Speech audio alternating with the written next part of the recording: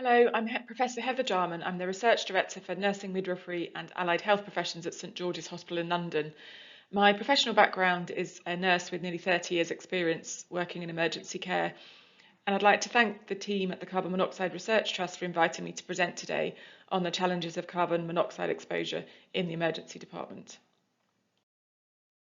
So I'm currently on a part-time secondment to a research leadership role at the National Institute for Health Research, and this is a disclaimer regarding the content of this presentation. So it's fantastic to have such a carbon monoxide interested audience, and within this talk I'm going to cover the following areas. So carbon monoxide exposure, how we diagnose it, and in particular the challenges that we as clinicians have around that. Some of the results of the EDCO study, which looked at screening for carbon monoxide exposure in emergency department patients. And then I'm going to end with some potential aims and research to follow on in this area. So many of you listening to this talk will know this already, but for those of you who perhaps don't, or to refresh memories, carbon monoxide is an invisible, tasteless and odourless gas produced by the incomplete combustion of a fuel. So exposure can be defined as both intentional or unintentional. So intentional exposure would relate to people using carbon monoxide as a source of poisoning in suicide or self-harm events, whereas unintentional exposure includes exposure from fire-related incidents, but also from other exposure sources. So the focus of this talk is on those people, or patients in my case, with unintentional and non-fire related CO exposure. So unintentional exposure occurs when a patient is exposed to CO from a non-fire source for, as I've said on the slide, things like vehicle exhausts, generators and barbecues. But most commonly, unintentional non-fire related CO exposure is caused by appliances and flues that are incorrectly installed, not maintained, or poorly ventilated. So let's look a little bit about how big we think this problem might be. So the incidence of carbon monoxide exposure, and particularly the data around it, is marred by some challenges in reporting of the data, which I'll come on to. But I'm going to start by looking at some data that probably bears repeating. So if you look at this information from the Global Health Data Registry, then CO poisoning incidence is relatively stable over about the last 25 years, but you'll notice there's been a decline in the death rate of about 40%. If you look at England and Wales more specifically, there's been a similar decreasing trend in reported deaths. So at population level, this is reported at deaths per 100,000 people. And whilst this paper is about 10 years old now, the results of this paper mirror that overall worldwide decline in CO exposure deaths. So in 2012, 0.44 deaths per 100,000 population. So hospital admission rates in England across the 14-year period reported in this paper in 2020 show that there are around 200 admissions for unintentional CO exposure each year. And we think from some other data that there are around 4,000 attendances to emergency departments each year related to unintentional carbon monoxide exposure. So in the unintentional group, hospital admission rates are about 220, as I said, per year on average. So we also know that some groups are more vulnerable to CO exposure than others. And this paper in particular shows older adults and children have the highest rates of unintentional non-fire related admissions from carbon monoxide exposure, possibly because they spend more time indoors and are at risk of ongoing issues from faulty household appliances, for instance, but also because they're more susceptible to the effects of exposure. So although this data isn't perfect, there was a signal in this study to increasing admission levels with increasing levels of deprivation. So whilst we've got data on the rates of CO exposure, we are also very aware that carbon monoxide exposure is undiagnosed, and this is just a few of the papers that acknowledge the limitations in capturing incidence data around unintentional exposure. So repeatedly echoing issues with underestimation of occurrences due to lack of recognition or underestimates of occurrences, because we're not really sure how and where patients are presenting and how they're being diagnosed with CO exposure. So just to lead on from that, the research limitations highlighted about underestimation of incidence or prevalence of CO exposure is really a direct result of the challenge faced by clinicians in diagnosis. So some patients are, or most patients I would say, are unaware that they're at risk of exposure, and they therefore don't identify as potentially having a cause of CO exposure. The diagnostic tests that we use are very difficult to interpret within a clinical setting, and a source of CO exposure is rarely identified in patients presenting with symptoms.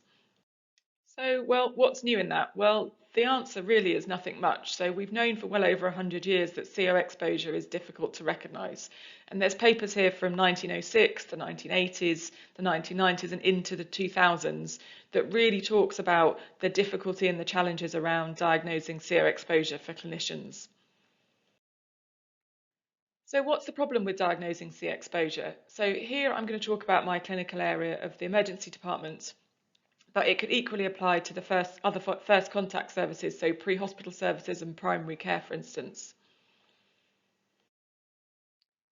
So to make a confirmed diagnosis of CO exposure, we need three things to be in place. We need symptoms that suggest to a clinician that exposure has taken place. We need elevated CO levels, and we need a confirmed source of CO in the bottom corner there.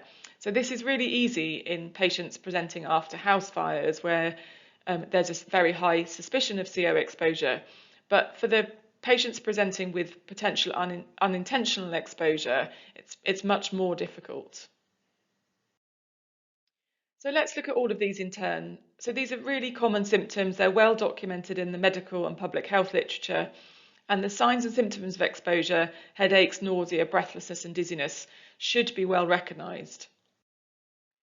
So these signs and symptoms are in the public-facing literature as well as the health service or health professional literature. So why do clinicians and the public perhaps not consider exposure? So if you look here at the symptoms that I've mentioned, the symptoms, for patients exposed to CO have these symptoms. So if you look at headache, for instance, in this table, 90% of patients with CO exposure will have a headache. And this is from some UK toxicology guidance that's available to clinicians. But let's put that in the broader context of patients presenting to an emergency department.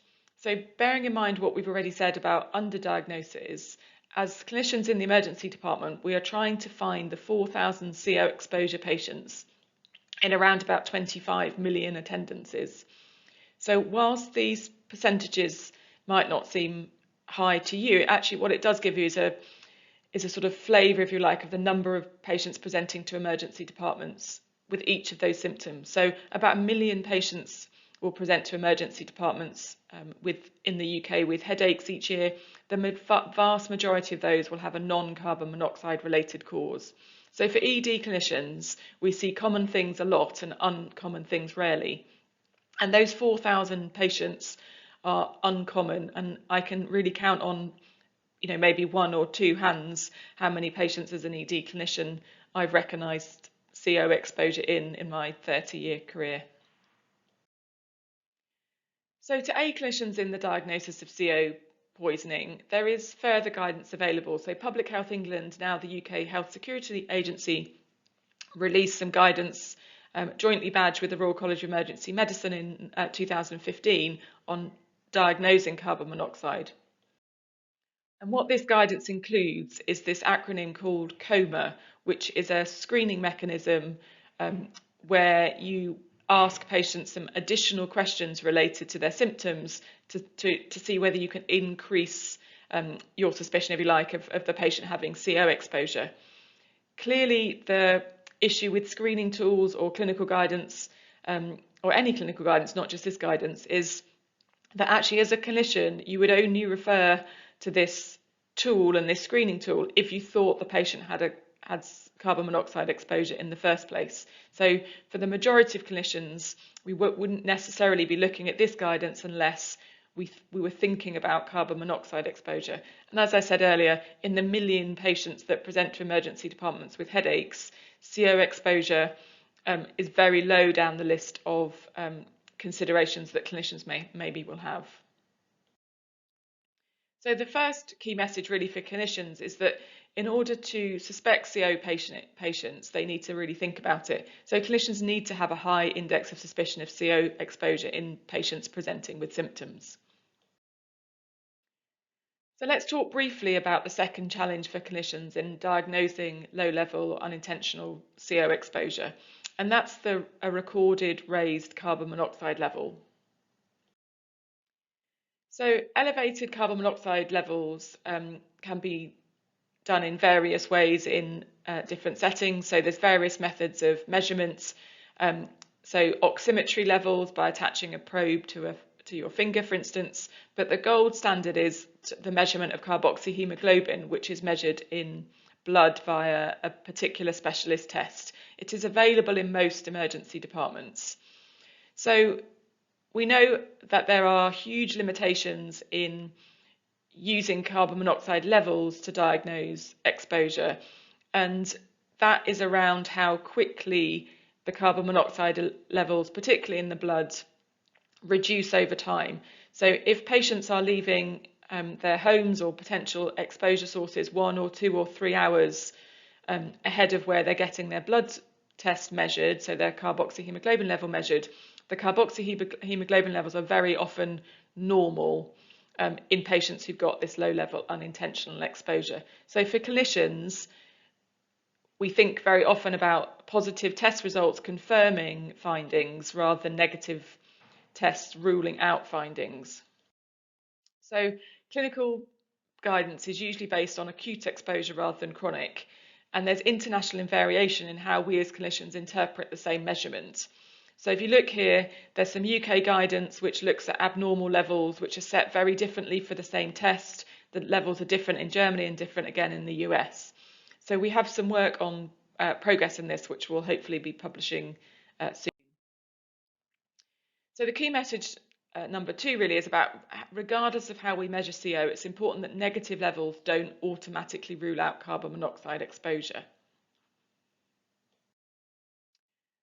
And then the third element is much harder for clinicians and patients. So the third aspect is having symptoms of exposure, having an elevated CO level, and then a confirmed source of CO exposure. And for patients, think about how would they know. So we can link it to CO symptoms, we can link it to public health awareness, but actually, again, unless there is a cause of a fire or their carbon monoxide alarms at home have been triggered, patients, again, aren't thinking that they've been exposed to levels of carbon monoxide that might be harmful. So for patients where there is a suspicion of exposure, there is a requirement for clinicians to report in terms of preventing ongoing exposure through telephone contact lines in the same way that patients would. And we do, where we suspect exposure, encourage patients to report and have their appliances or the scene of exposure checked out by gas emergency services. So with that diagnostic triad in mind and some of the challenges, that leads me to this section where I'm going to present some of the results of a study screening for carbon monoxide exposure in the ED that aim to bring all of those elements together. And that was the EDCO study, which I undertook as chief investigator in my role as consultant nurse in emergency care at St George's. And just a caveat that the results shown in this presentation are currently in peer review. So whilst I'm happy to discuss them now and for them to be shared, I do just ask that you contact me in the first instance so that it doesn't impact on our ability to publish. So I'd like to thank obviously the Carbon Monoxide Research Trust who funded the study, and to St George's University Hospitals who were the sponsor. We received research ethics approval to undertake the study in 2018. As very often is the case, very large study team I'm presenting on behalf of today across a range of institutions, including health, public health, toxicology, but also gas safety services and gas safety engineers. And acknowledgements to our 5 study sites, Epsom, St Heliers, you can see Frimley, St George's and Wexham Park. So what we aimed to find out in the EDCO study was to try and ascertain the proportion of patients presenting to the emergency department with symptoms that suggest CO exposure, who have both a raised carbon monoxide level measured via COHb and a source of CO identified in the home. So more commonly, I guess, how commonly are patients presenting to emergency departments with symptoms of CO poisoning actually exposed to carbon monoxide? So, as I said, linking the elements of this CO diagnostic triad. So, patients presenting with symptoms of exposure who had elevated CO levels, who then went on to have a confirmed source of exposure. So the study design was multi-centre, recruited across 5 sites, more than 5,000 patients. We recruited patients aged 18 or over with the 5 symptoms most commonly associated with CO poisoning. So headache, non-traumatic headache, chest pain, non-traumatic headache, flu-like symptoms, seizures and syncope or dizziness. We measured COHb as soon as possible after arrival and then collected data on symptoms, smoking status, smoking status and possible CO exposure, and we screened using the COMA tool. So we asked patients the COMA questions that I identified earlier. For patients where there was a clinical suspicion of exposure via their COHb level or other history, we referred them to the gas safety engineers to investigate the home and the scene of source. So we talked about earlier about sort of different definitions of COHb levels. So we categorised patients in this study as having suspected, probable or confirmed exposure using these criteria. So COHb levels in particular greater than 2 in non-smokers and greater than 10 in smokers. So just to give you a flavour of the study findings. So in this study, using the COHb with the limitations that we talked about earlier, we identified 26 cases of the over 4,000 who had a raised COHb level adjusted for smoking. So that's an incident rate of around 0.62%. If you look at the numbers rather than the percentages, the largest volume of patients were recruited in the chest pain group, which really just reflects that as the biggest category of attendances in the ED. And within that group, for the patients who had a raised COHb, 18 patients had a raised COHb if they were non-smokers and 1 who was a smoker. So, and then in headaches, less patients who were recruited, but 2 patients with headaches had unexpectedly raised COHb, and then 2 who came in presenting with seizures. So in terms of the gas engineer data, as I said, we referred patients to the gas engineers using our routine referral methods, where we then linked back with an agreement the data from the scene. So gas engineers went to scene and investigated for a cause of potential exposure. And there were a lot of patients that we were unable to match the data with, which was a challenge in this study. But of the gas engineer data, there was 1 confirmed source of CO exposure, 21 which were probable causes of CO exposure. So these were where gas engineers inspected the appliances or flues or ventilation systems and found probable cause of a CO exposure, although no confirmed CO levels in the home. And there were 30 with no potential source of CO. So essentially, appliances and ventilation systems were found to be safe. So going back to the point about whether clinicians documented possible CO exposure, we know that it's really difficult to diagnose. We've talked about that already. And bearing in mind that COHb results were available to clinicians, of the 69 patients who had a raised COHb level, only 5 were considered to have CO exposure as a cause. So we did this by, with patient consent, looking in patient records for what the clinicians had diagnosed them with. So you'll see here that for the majority of patients, CO exposure was not considered, even though patients had a raised COHb adjusted for smoking. So in terms of the the sort of public health implications for the patients where there was no suspicion of CO exposure documented in the medical notes. Clinicians missed, if you like, the one confirmed case. So the patient who had a CO level detected in their home did not have a diagnosis that related to CO exposure documented in the medical records. And of the 13 of the probable cases also didn't have CO exposure documented as a reason for the symptoms in their medical notes.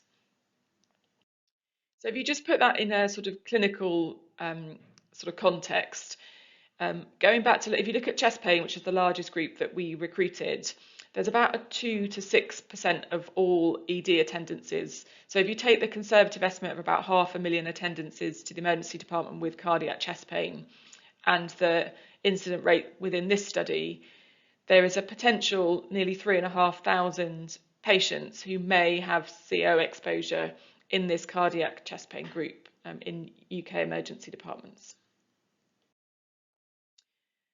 So the other thing I just want to mention, because it leads on to one of our further research areas, is that we asked patients around everyone who was in the study, both with confirmed, suspected and no known exposure to CO, whether or not they had carbon monoxide alarms fitted. And 44% of people that we asked, 44% of patients in the study didn't have or didn't know if they had a carbon monoxide alarm installed. And that for us in emergency department was interesting, but also if you look at how, the carbon monoxide safety campaigning, the public health messaging, that actually is a relatively low number. So that's led us on to some further work, which we're currently undertaking across sites in London, which is called the EDCO study, where we are doing a very large-scale survey of carbon monoxide alarm use using emergency department patients and their carers. And the results of that will be out hopefully early next year. So in terms of the EDCO study conclusion, we really conclude that clinicians should have a high level of suspicion in patients with symptoms suggestive of CO exposure. And that's the same as many of the previous studies I talked about earlier, but really does highlight how much of an ongoing issue this is. So in summary, I think there's more work to do in this area. I think everyone on this call would recognise that, but we certainly need to continue as healthcare professionals and carbon monoxide awareness groups thinking about how we increase clinician awareness of the possibility of low-level unintentional CO exposure. We need to continue to raise national awareness on the risks of low-level exposure, particularly for patients or people presenting to emergency departments or primary care settings with these sorts of symptoms. And we really need to think about how we improve the consistency of reporting of CO exposure data, not just because the registry data and certainly previous talks in this lecture series have said similar things, that actually we know that there's underreporting, but also the reporting data from a UK but also a global perspective is inconsistent. So what you need and what levels of COHb you need, for instance, are different across different organisations and different reporting registries, and certainly how data is captured and recorded internationally means that we're not very clear what the actual incidence or prevalence of CO exposure really is.